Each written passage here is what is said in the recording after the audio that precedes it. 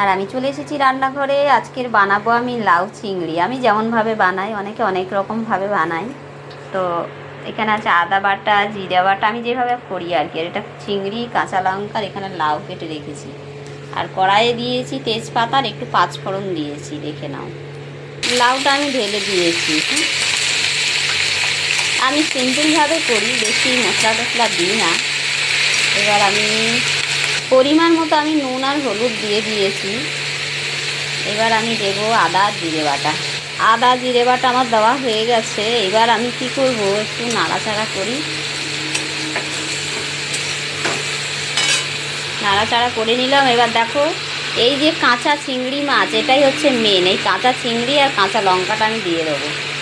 চিংড়ি মাছটা এই জন্য আমি কাঁচা দিচ্ছি, এটা ভাজবো না। ভাজলে কি হয়, শক্ত হয়ে যায়।